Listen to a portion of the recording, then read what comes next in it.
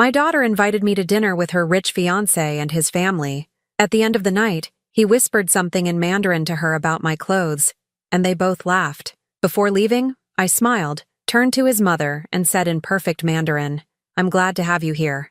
Follow my story until the end and comment the city you're watching from, so I can see how far my story has reached."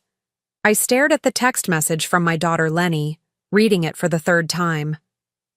"Mom, Troy wants to take you out to dinner tomorrow night. His family will be there too. 7 p.m. at Golden Dragon. Please dress nice." The way she wrote "please dress nice" made my stomach tighten, but I pushed the feeling aside. This was important to her, and after everything we'd been through since her father left, I wanted to be the mother she could be proud of. I spent the entire next day preparing. At 65, I didn't have much in terms of fancy clothes, but I had a navy blue dress I'd worn to church for years and a small string of pearls my own mother had given me. I even went to the salon on 5th Street and spent $40 I couldn't really afford to have my gray hair styled. When I looked in the mirror before leaving, I thought I looked respectable, maybe even elegant. The Golden Dragon was the kind of place I'd driven past 100 times, but never imagined eating at. Valet parking, crystal chandeliers visible through the windows, men in suits and women dripping with jewelry. My hands felt clammy as I walked through the heavy glass doors, suddenly aware of how my shoes squeaked slightly on the polished marble floor. I spotted Lenny immediately. She was sitting at a large round table near the center of the restaurant, wearing a cream-colored dress that probably cost more than my monthly grocery budget. Next to her sat Troy, and I had to admit he was handsome in that polished way that comes with money. His black hair was perfectly styled, his suit looked like something from a magazine, and when he smiled, his teeth were blindingly white. Around the table sat what I assumed was his family.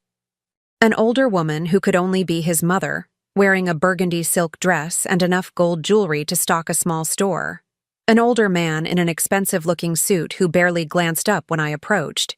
2 other couples, all impeccably dressed, all with that same polished perfection that made me feel like I was wearing a costume to a play I didn't understand. "Mom!" Lenny stood up and hugged me, but it felt stiff, performative. "Everyone, this is my mother, Alma." The introductions were polite but cold. Troy's mother, Mrs. Chen, extended a limp hand and gave me a smile that never reached her eyes. The others nodded and murmured hellos before immediately returning to their conversations. I was seated between Troy's mother and an empty chair, clearly the least important spot at the table. The menu was entirely in Chinese with small English translations underneath, and the prices made my eyes water. The cheapest entree was $38. I ordered the least expensive thing I could find, a simple chicken dish, while everyone else seemed to order multiple courses without even looking at the prices. That's when the comments started. Troy's mother leaned over to him and said something in Mandarin, gesturing subtly toward my dress. Whatever she said made Troy smirk, and he responded in the same language. They both glanced at me and then looked away, continuing their conversation as if I wasn't sitting right there. I caught Lenny's eye, hoping for some translation or at least acknowledgement of how rude this was, but she was looking at her phone. More Mandarin flowed around the table, and I started noticing a pattern. They would speak English when talking about the weather or the restaurant, but whenever the conversation turned to anything personal, they switched to Mandarin. Troy's father said something that made the whole table laugh, and I saw him glance at my pearl necklace. The laughter felt pointed, directed. My face burned with embarrassment, but I kept smiling, pretending everything was normal. The worst part came when the food arrived. Troy's mother made another comment in Mandarin, this time clearly referring to how I was holding my chopsticks. I'd tried my best, but I was obviously struggling, and she was critiquing my technique to the entire table. Troy added something that made his father chuckle and shake his head. What hurt most was watching Lenny. My daughter, who I'd raised alone after her father abandoned us when she was 12, who I'd worked double shifts to put through college, was sitting there laughing along with them. When Troy made what was obviously another joke about me, she actually giggled. I excused myself to the restroom, needing a moment to collect myself. In the mirror, I saw what they saw. A 65-year-old woman in a dress from JCPenney, with salon hair that already looked flat, wearing costume jewelry and struggling with chopsticks in a world where she clearly didn't belong. When I returned to the table, the conversation had shifted back to English, and they were discussing wedding plans, venue options, guest lists, honeymoon destinations. I tried to participate, offering suggestions based on what I could afford to contribute, but my words seemed to fall into a void. "Oh, Mrs. Rodriguez," Troy said, using my maiden name instead of my married name, though I'd never corrected him. "You don't need to worry about any of that. We have everything handled." The way he said it made it clear that my input wasn't just unwelcome, it was irrelevant. As the evening wound down, Troy's mother made one final comment in Mandarin, this time looking directly at me as she spoke. Whatever she said made Troy laugh out loud, and even Lenny smiled. I sat there, nodding politely, pretending I didn't care that I was being discussed like an object in a language I supposedly couldn't understand. When we were saying our goodbyes outside the restaurant, Troy walked me to my old Honda Civic while the others waited by his BMW. He leaned in close and said, "Thank you for coming tonight, Mrs. Rodriguez. Lenny is lucky to have such a simple mother." The pause before simple made it clear it wasn't a compliment. I drove home in silence, my hands shaking on the steering wheel. Everything they'd said in Mandarin echoed in my mind. Every laugh, every pointed glance. I understood now why Lenny had asked me to dress nice. She was ashamed of me, and she wanted me to at least try to not embarrass her in front of her new family. But what they didn't know, what none of them could have guessed, was that I understood every single word they'd said. I sat in my kitchen that night, still wearing the navy dress, staring at the cold cup of tea in my hands. The words from dinner replayed in my mind with perfect clarity. Troy's mother calling my dress something from a thrift store for poor people. Troy himself commenting that I looked like a cleaning lady trying to dress up. His father asking if I was one of those Americans who never learned proper manners. But the comment that cut deepest came from Troy, when he told his mother, "Don't worry about her. Lenny is embarrassed by her too. She'll keep her distance once we're married." And my daughter, my own flesh and blood, had simply nodded in agreement.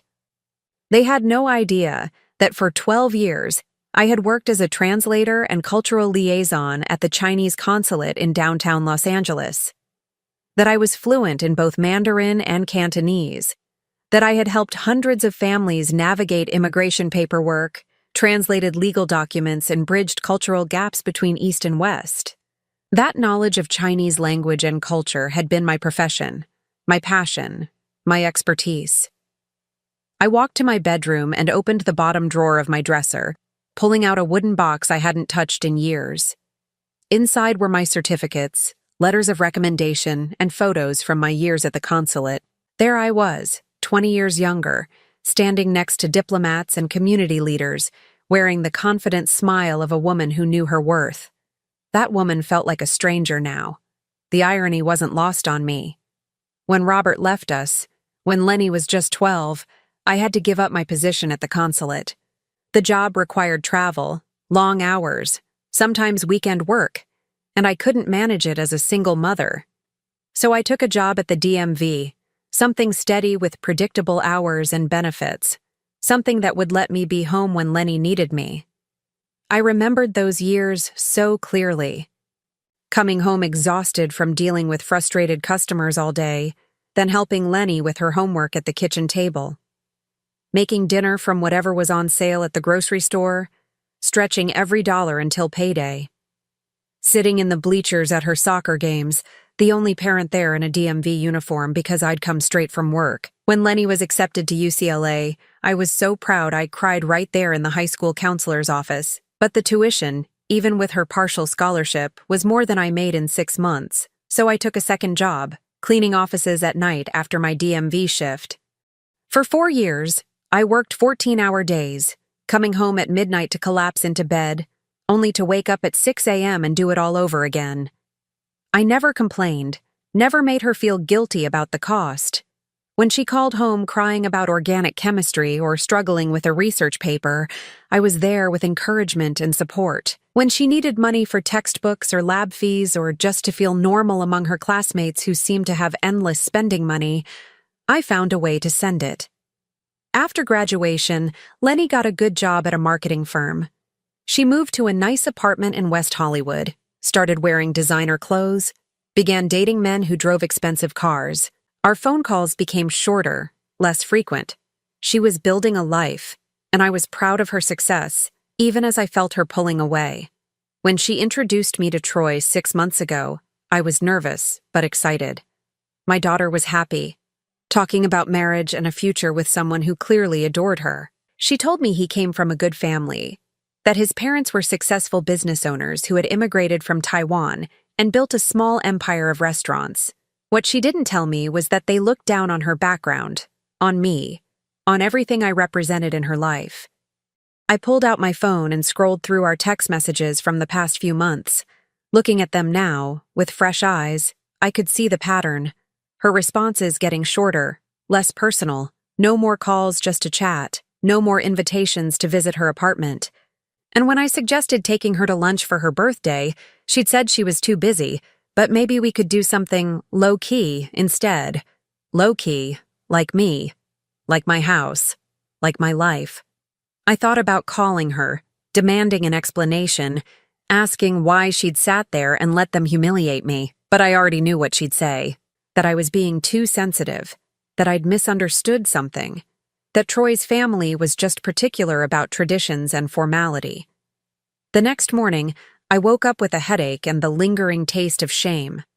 I called in sick to work, something I'd done maybe 5 times in the past decade, and spent the day in my bathrobe, replaying every moment from dinner. My phone rang around noon.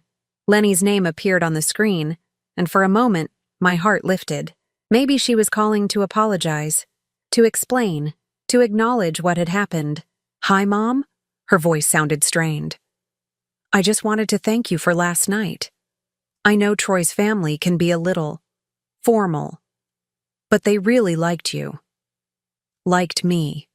After everything I'd heard, everything they'd said about my appearance, my background, my worthiness to be in their presence, she was telling me they liked me. Did they?"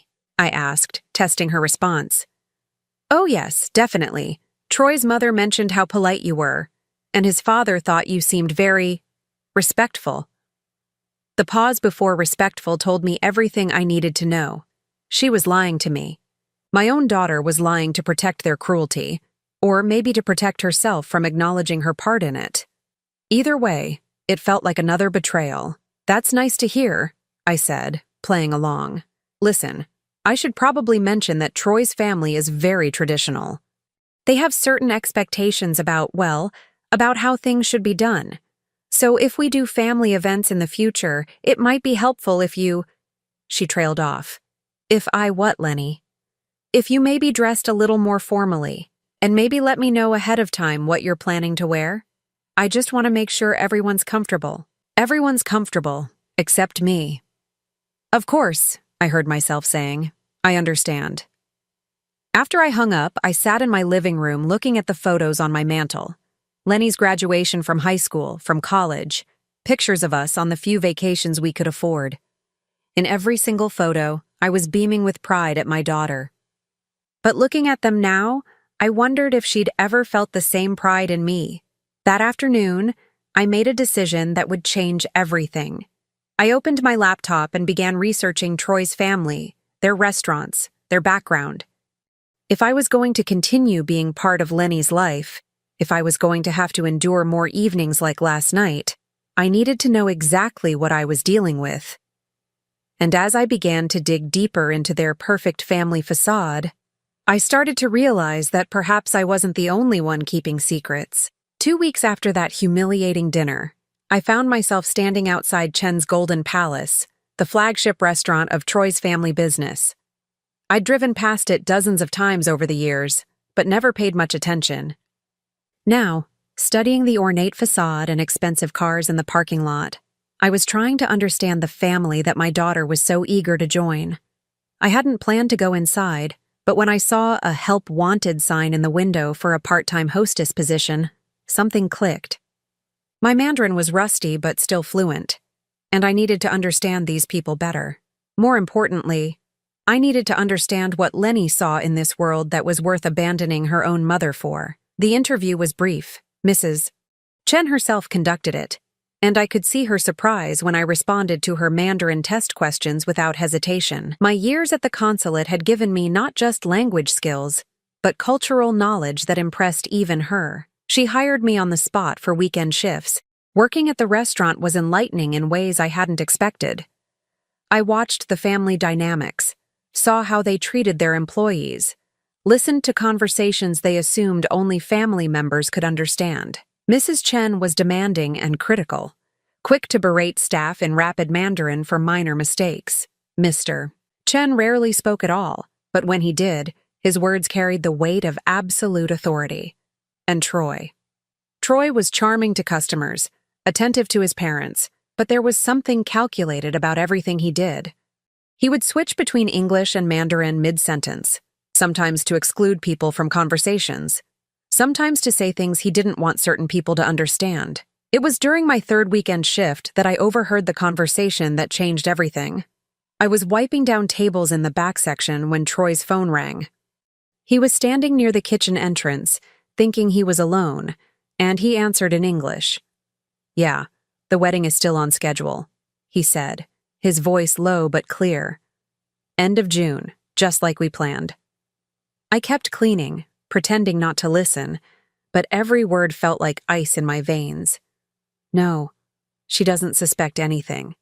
The girl is completely naive. She actually thinks this is about love. Troy laughed, a sound that made my skin crawl. Her mother is even worse. You should see her trying so hard to fit in. It's pathetic. My hand stilled on the table I was cleaning. He was talking about us. About Lenny and me. Listen, the timeline is simple. We get married in June. I file for permanent residency in July. And by Christmas, I'll have my green card secured. After that. He switched to Mandarin, and his words hit me like physical blows. After that, I'll get rid of the American girl. She's served her purpose. Her mother too, obviously. They're both too stupid to realize they're being used. I felt the blood drain from my face. Troy continued talking, now fully in Mandarin, apparently feeling safe that no one around could understand him.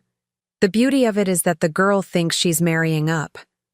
She's so desperate to be part of a successful family that she'll believe anything.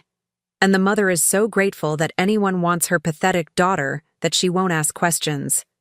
My legs felt weak. I gripped the edge of the table to steady myself as Troy's voice continued, each word more devastating than the last. The girl has some money saved, plus she'll inherit from her mother eventually. Not much, but enough to make this worthwhile while I establish myself here. Once I have citizenship, I can bring my real fiancé over from Shanghai. Real fiancé. The words echoed in my mind as I realized the full scope of what I was hearing. Wei Lin has been waiting for almost 2 years now, but she understands the plan. This American marriage is business, nothing more. The stupid girl actually thinks I love her. He laughed again, and this time the sound made me feel sick. Troy switched back to English, apparently talking to someone else now.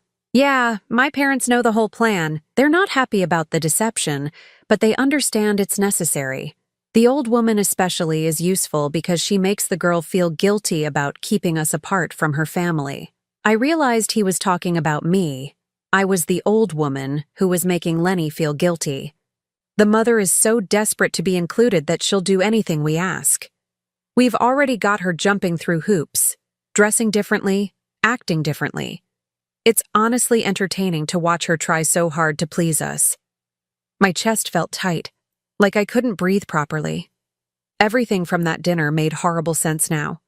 The comments in Mandarin weren't just casual cruelty, they were part of a calculated plan to isolate and control both Lenny and me. The wedding will be expensive, but the girl's paying for most of it herself.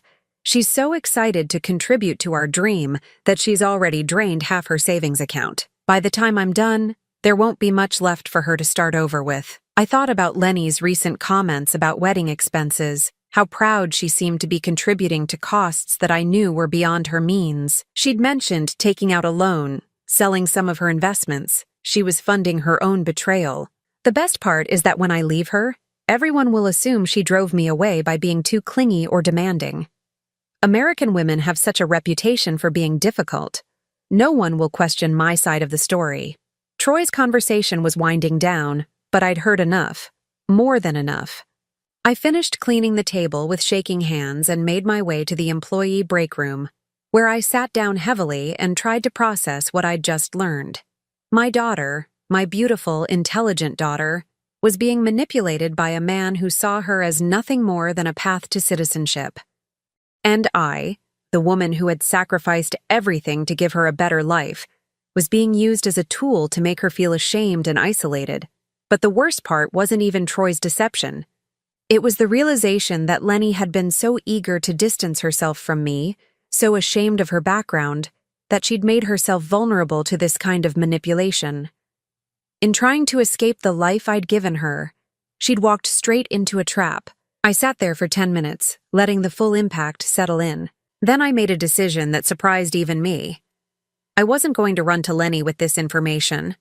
I wasn't going to cry or rage or demand explanations.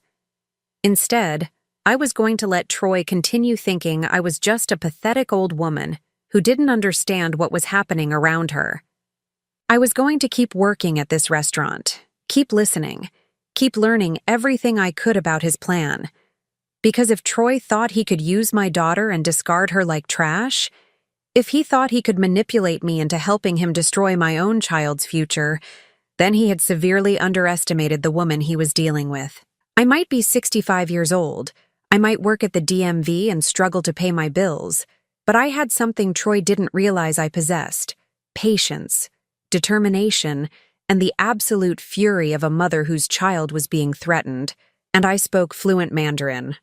Over the next month, I became the perfect invisible observer. Troy and his family continued to treat me like furniture at the restaurant, speaking freely in Mandarin about their plans while I cleaned tables and seated customers just a few feet away. What I learned during those weeks built a picture so disturbing that even I, who had seen the worst of what people could do to each other during my consulate years, was shocked. Troy wasn't just using Lenny for a green card. He was part of a systematic operation that his family had been running for years. This wasn't his first marriage to an American woman. Through careful listening and some discreet research during my lunch breaks, I discovered that he had been married twice before, both times to women who had later mysteriously decided to divorce him just after his citizenship paperwork was finalized. The first wife, Sarah, had been a teacher from Oregon. She'd married Troy in Las Vegas 3 years ago, then filed for divorce 8 months later, claiming irreconcilable differences. She'd left California entirely, moving back to Oregon with no explanation to friends or family.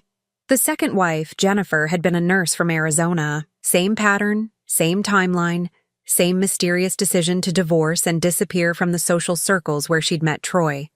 What made it even more sinister was how the family operated as a unit. Mrs. Chen would befriend the wives, offering motherly advice and cultural guidance. Mr. Chen would play the wise patriarch, sharing stories about traditional values and family loyalty.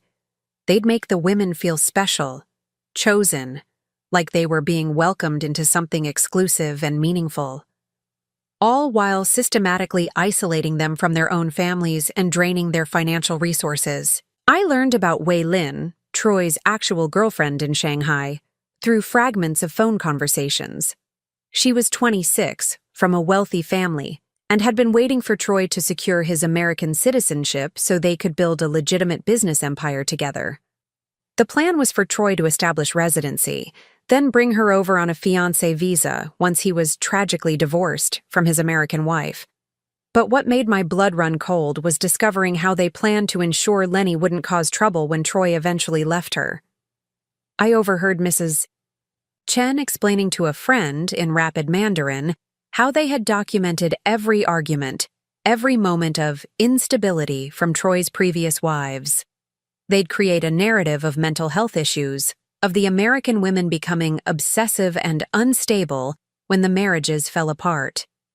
They had lawyers who specialized in making the divorces look like the women's fault, and they had connections in social services who could support claims of erratic behavior. The key, Mrs. Chen explained to her friend, is to make them doubt themselves first. Make them think they're lucky to have him, that they don't deserve such a good man. Then when he leaves, they're so broken down that they blame themselves instead of fighting back. That evening, I went home and called Lenny, not to warn her, not yet, but to test my growing fears about how far this manipulation had already progressed. "Hi, Mom," she answered, but her voice sounded tired, strained. "Hi, sweetheart. I was just thinking about you. How are the wedding plans going?" "Oh, they're fine. Good. Troy's mother has been so helpful, actually. She's been teaching me about Chinese traditions, making sure I understand how to be a good wife in their culture." The phrase, "good wife in their culture," made my stomach turn. That sounds educational. It is. I mean, I realize now how much I didn't know about being in a relationship with someone from such a traditional family. Mrs. Chen has been helping me understand how I need to change, how to be worthy of Troy. Worthy of Troy. My brilliant daughter, who had graduated summa cum laude from UCLA, who had built a successful career in marketing, who spoke 3 languages and had traveled to 12 countries, was talking about being worthy of a man who saw her as nothing more than a temporary convenience. "What kinds of changes?" I asked carefully. "Well, little things, like not being so independent all the time.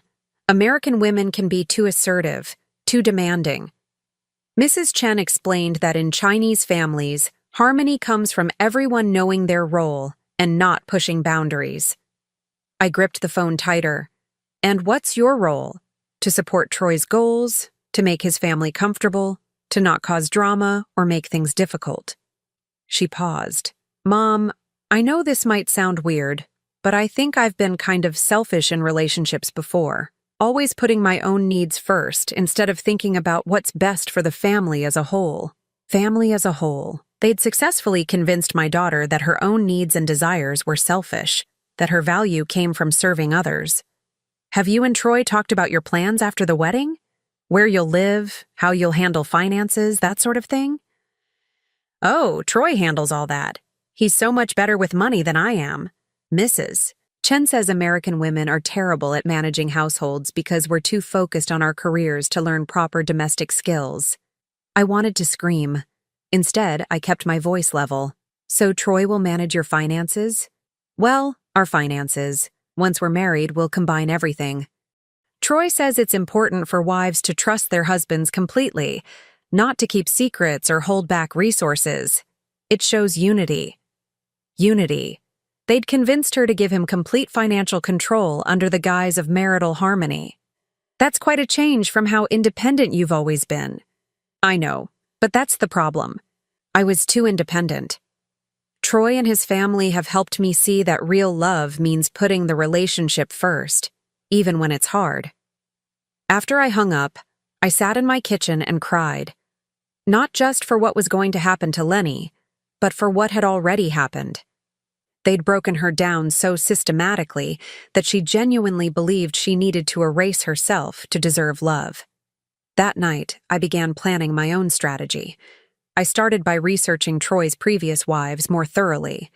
Sarah, the teacher from Oregon, was harder to track down, but I eventually found her working at a small elementary school outside Portland. Jennifer, the nurse, had moved back to Arizona and was working at a clinic in Phoenix. I crafted careful emails to both of them, not revealing what I knew, but expressing concerns about a situation involving my daughter and asking if they'd be willing to speak with me about their experiences with Troy's family. Both responded within days, and both agreed to phone calls. Sarah's story was heartbreaking. She'd met Troy at a cultural festival, been charmed by his sophistication and his family's apparent wealth. They'd married quickly, and within months, she was isolated from her friends, convinced that her teaching salary was embarrassing to his family, persuaded to quit her job and depend entirely on him financially. "The worst part," Sarah told me, "wasn't even the lies about loving me. It was how they made me believe I was the problem. By the time I figured out what was really happening, I was so ashamed and confused that I just wanted to disappear. I signed the divorce papers and left California the same day." Jennifer's experience was nearly identical, with one crucial difference. I kept records, she told me. Something felt off from the beginning, so I documented everything. I have photos of documents, recordings of conversations, evidence of the whole scheme. But I was too traumatized to do anything with it at the time. Would you be willing to share that evidence if it meant stopping them from doing this to other women? The pause on the other end of the line was long. Finally, Jennifer spoke. Are you saying there's another woman? My daughter. Oh my God. Yes, absolutely. Send me your email address. I've been waiting 3 years for someone to ask. By the end of that week, I had enough evidence to destroy Troy's immigration case, expose his family's systematic fraud, and save my daughter from a marriage that would have destroyed her financially and emotionally. But I also had something else. A plan that would give Troy and his family exactly what they deserved, delivered in a way they'd never see coming. The question was timing. The wedding was only 6 weeks away, and Lenny was so deep in their psychological manipulation that a direct approach would likely backfire.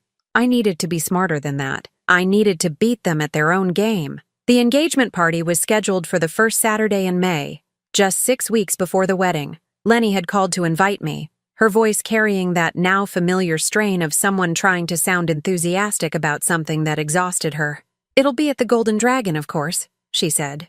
Troy's family is hosting, and they've invited about 60 people.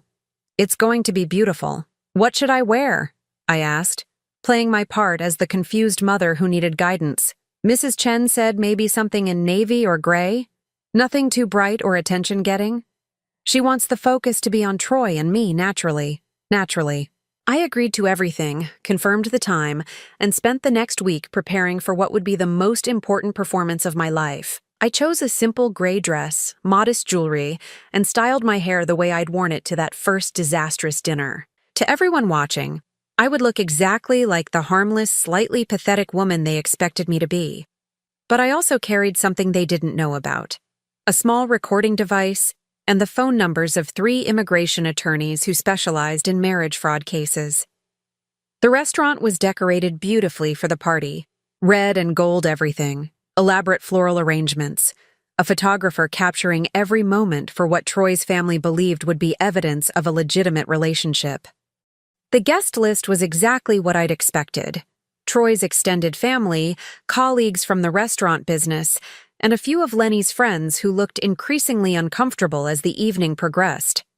I watched my daughter throughout the cocktail hour, seeing her try so hard to be the perfect fiancé. She'd lost weight since I'd last seen her, and there was something brittle about her smile. When Troy's mother introduced her to guests, Lenny stood quietly beside her, nodding and smiling while Mrs. Chen spoke about her as if she were a prize that Troy had won rather than a person with her own accomplishments. Lenny is learning to cook traditional Taiwanese dishes, Mrs. Chen announced to a group of women.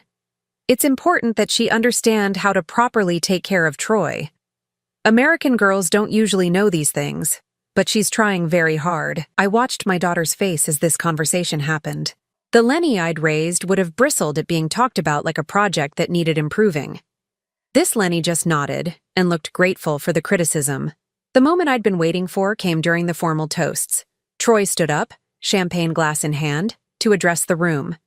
He started in English, thanking everyone for coming, expressing his love for Lenny, painting a picture of their bright future together.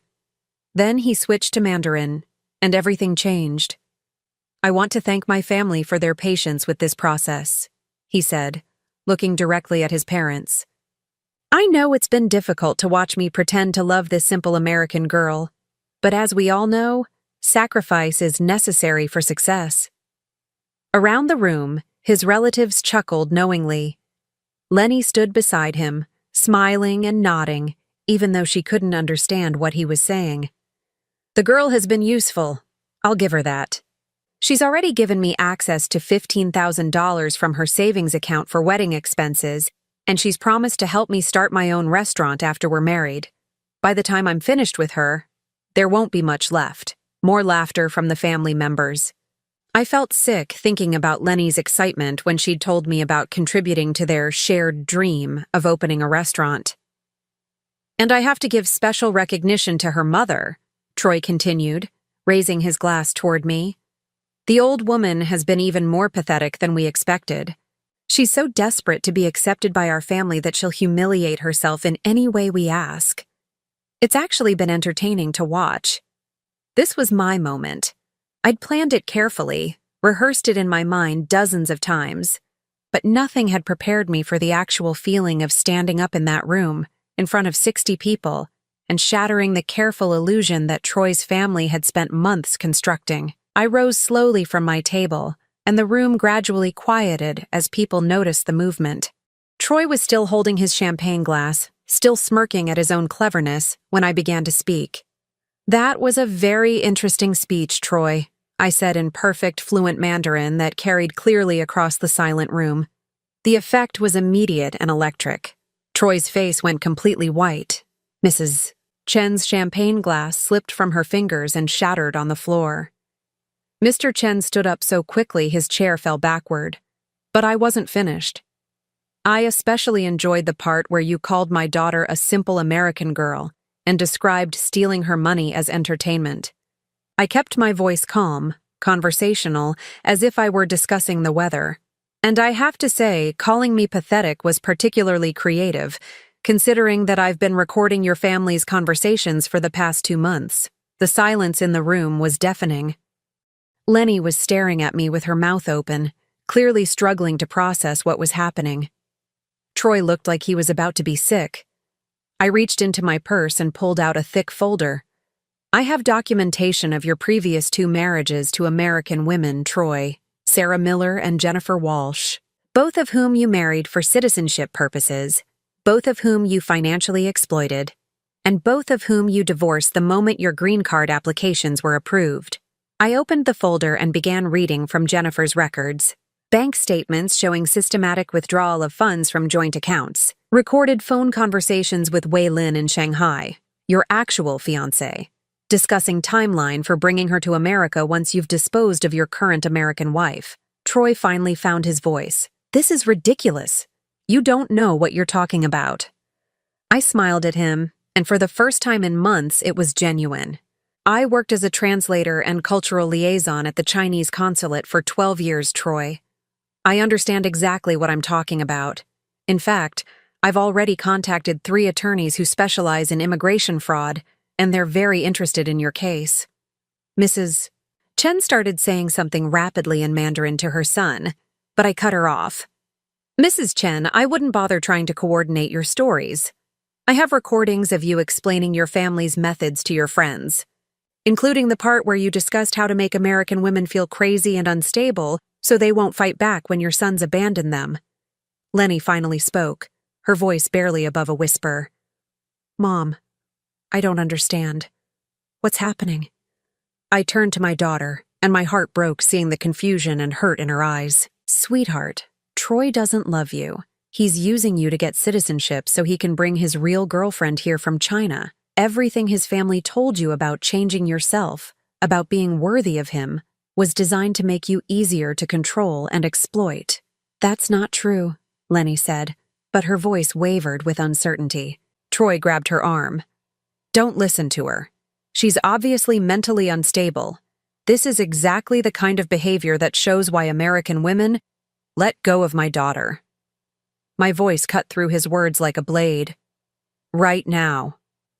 For the first time since I'd known him, Troy looked genuinely afraid. He released Lenny's arm and stepped backward. I continued speaking to the room, still in Mandarin, making sure every single person understood exactly what was happening. This family has been running marriage fraud schemes for years. They target vulnerable American women, isolate them from their families, drain their resources, and then abandon them with manufactured evidence that the women were the problem. I pulled out my phone and showed the screen to the room. "I'm currently on a conference call with Agent Martinez from Immigration and Customs Enforcement. They've been listening to this entire conversation, and they have several questions for the Chen family." That wasn't actually true, but the effect was immediate.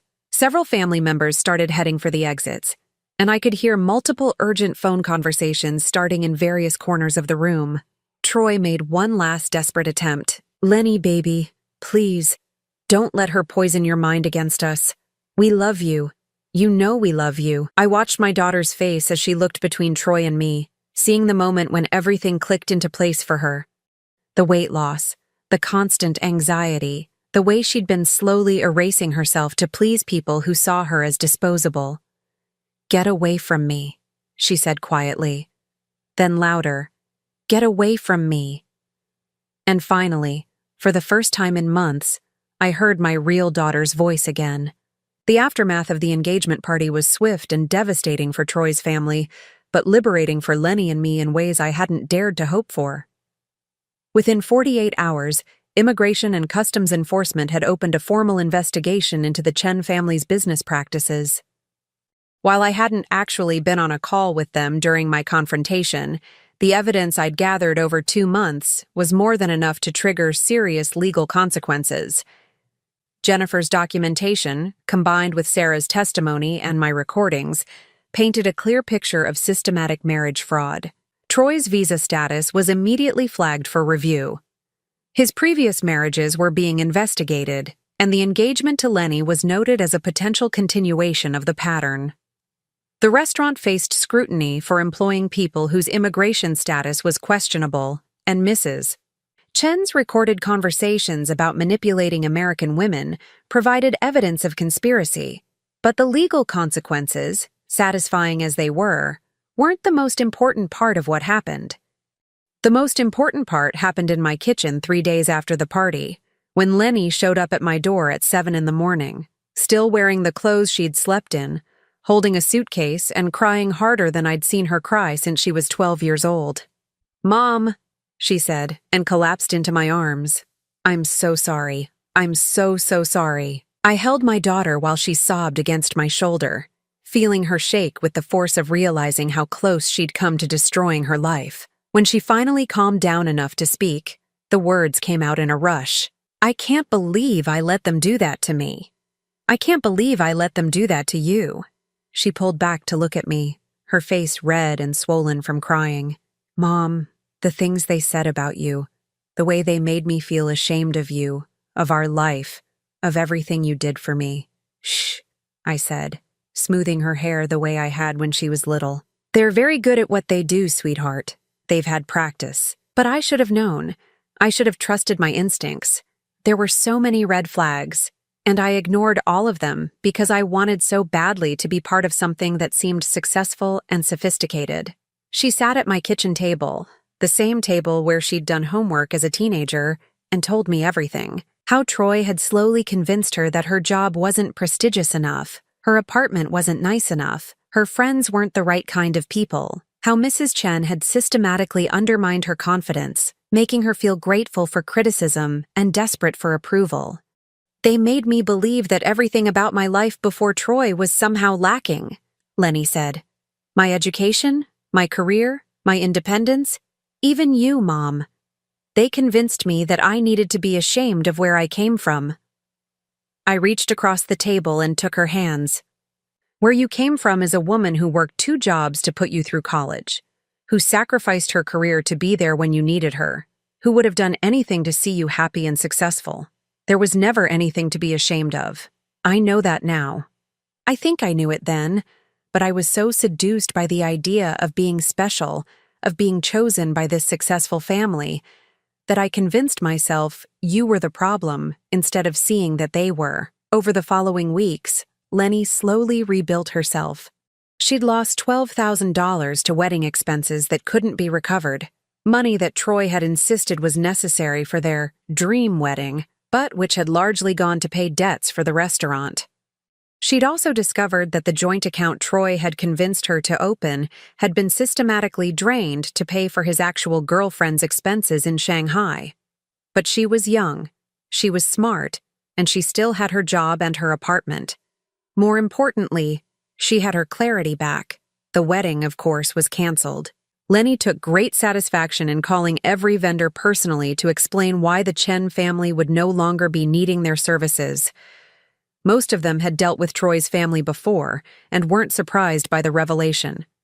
Troy himself tried several desperate attempts to salvage the situation. He called Lenny dozens of times, showing up at her apartment, sending flowers with notes begging for forgiveness, and claiming that everything I'd revealed was lies designed to break them up because I was jealous of their happiness. The final attempt came 6 weeks after the engagement party, when Troy appeared at my house on a Sunday evening. I answered the door to find him standing on my porch, looking haggard and desperate. His usual polish was gone, replaced by the demeanor of someone whose carefully constructed world had collapsed. "Mrs. Rodriguez," he said, "please, I need to talk to you." "There's nothing to discuss, Troy." "Yes, there is. You don't understand. My family, we're not bad people. We were just trying to build a life here, just trying to succeed in America. Sometimes that requires making difficult choices." I looked at him for a long moment. This man who had tried to destroy my daughter's life and had seen me as nothing more than a useful tool in his manipulation. "Troy," I said quietly, "I worked with immigrants for 12 years. I helped hundreds of families navigate the legal path to citizenship. I know the difference between making difficult choices and deliberately hurting people. What you did to my daughter, what your family did to Sarah and Jennifer, wasn't about building a life. It was about taking what you wanted without caring who you destroyed. But Lenny and I could still work. I do care about her. I could learn to love her properly if you just gave us a chance." The audacity of it was breathtaking. "Troy, you told 60 people that watching my daughter humiliate herself for your family's approval was entertaining. You described stealing her money as a game. There is no version of this where you deserve a second chance." He tried a different approach. "What if I could make this worth your while? My family has money, connections. We could help you, help Lenny start over somewhere better." "Are you trying to bribe me?" "I'm trying to find a solution that works for everyone." I stepped closer to him, and for the first time, I saw fear in his eyes. "Troy, the solution that works for everyone is for you to stay away from my daughter, accept the consequences of your choices, and hopefully learn something from this experience that prevents you from hurting other women in the future." That was the last time I saw him. 3 weeks later, Lenny told me that his visa application had been denied and he was being required to leave the country. Wei Lin, his girlfriend in Shanghai, had apparently ended their relationship when the scandal became known in their community. 6 months after the engagement party, Lenny and I were having Sunday dinner together at my house, a tradition we'd reestablished and both treasured. She looked healthy again, confident again, like herself again. "I've been thinking about something," she said as we cleaned up dishes. "All those years when Dad left and you were working 2 jobs, you never once made me feel like I was a burden or that you regretted the sacrifices you made, because I didn't regret them. You were never a burden, Lenny. You were the best thing in my life. But Troy's family made me feel like loving me was a burden, like they were doing me a favor by accepting me. And I started to believe that was normal, that I should be grateful for any attention or acceptance, even if it required me to erase myself." She sat back down at the table and looked at me seriously. "Mom, I want you to know that I understand now what real love looks like. It's what you've shown me my entire life. It's supporting someone while letting them be themselves, not trying to change them into someone else." I felt tears starting and blinked them back. "I'm just glad you're safe, sweetheart. I'm glad you found your way back to yourself." "I found my way back to us," she corrected. "And I'm never forgetting again how lucky I am to be your daughter." As I watched Lenny drive away that evening, I reflected on how strange it was that Troy's attempt to use my love for my daughter against both of us had ultimately brought us closer together than we'd been in years. He'd tried to make me a weakness in Lenny's life, but instead, he'd reminded both of us that the bond between us was stronger than any manipulation. I still work at the DMV, I still live in my same small house, and I still shop for clothes at department stores rather than boutiques. But I've never again felt ashamed of those things. Troy and his family tried to use my ordinary life as a weapon against my daughter's happiness, but in the end, that ordinary life, built on genuine love and sacrifice, was exactly what saved her. Sometimes the most powerful thing you can do is simply know your own worth, stay true to yourself, and wait for the right moment to remind others that underestimating you was their mistake, not your limitation. Now I'm curious about you who listened to my story. What would you do if you were in my place? Have you ever been through something similar? Comment below. And meanwhile, I'm leaving on the final screen 2 other stories that are channel favorites, and they will definitely surprise you. Thank you for watching until here.